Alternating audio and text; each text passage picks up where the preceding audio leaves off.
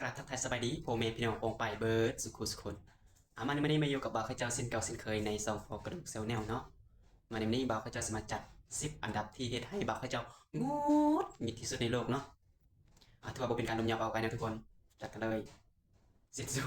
อ่ะเซตซูหมดอันดับที่เก้าซะคนโทรมาบ่เบิ่งแซ่ว่า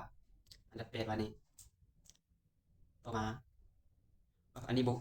ผู้อันผู้เดี๋ยวอันดับที่10อันดับที่2ตัวนี้นะ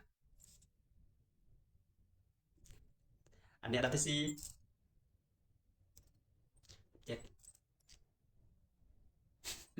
เอากันนี่